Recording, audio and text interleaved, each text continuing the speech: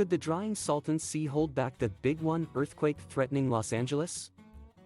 Seismologists have raised concerns about a potentially catastrophic earthquake, often referred to as the Big One, which could wreak havoc on Los Angeles. However, a recent study suggests that the drying out of the Salton Sea might be providing a temporary reprieve from this looming disaster. Nestled atop the southern end of the San Andreas Fault, the desolate inland Salton Sea forms a critical tectonic boundary between the Pacific and North American plates along the California coastline. This section of the fault, stretching over 750 miles, has been silent in terms of major seismic activity for more than 3 centuries, making it overdue for a significant movement. Comparatively, the United States Geological Survey estimates that the southern segment carries 3 times the likelihood of a magnitude 7.5+ earthquake within the next 3 decades, compared to the northern portion, which famously experienced the devastating magnitude 7.9 Great San Francisco earthquake in 1906.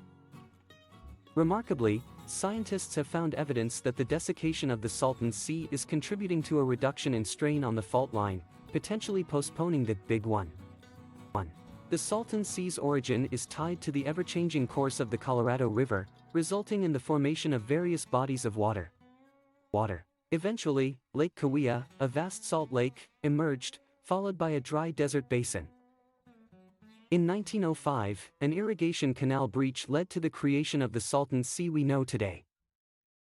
Initially, the lake faced the threat of drying up entirely during the 20th century, but excess water from agricultural irrigation intervened and sustained its existence, transforming the area into a popular resort destination.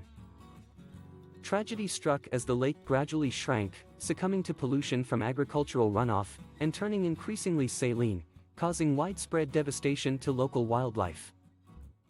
The exposed lake bed generated toxic dust that even reached as far as Los Angeles, carrying an appalling stench, impacting nearby communities.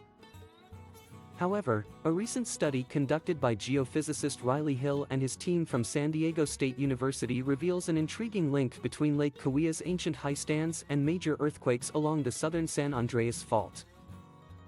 The lake's vast volume exerted enough pressure on the Earth's crust to trigger fault movement.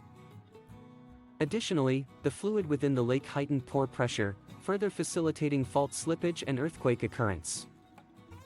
The last few centuries have seen the Salton Sea experience a period of reduced water levels, with an estimated 1/3 loss of its water within the past 25 years.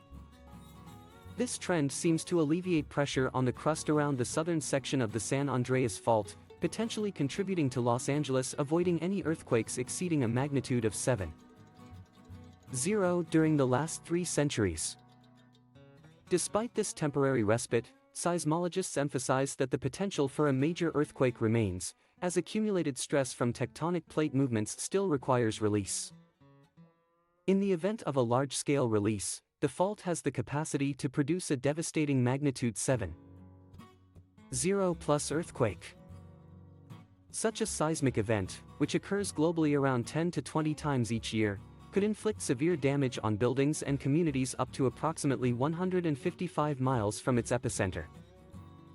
The possibility of a single large event or a series of smaller earthquakes remains uncertain.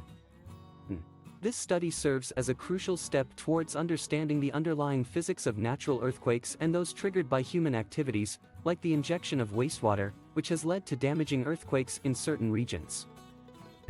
As research continues, scientists hope to develop effective strategies to mitigate the seismic hazards associated with both natural and human-induced activities, thereby safeguarding vulnerable communities from potential devastation in the future.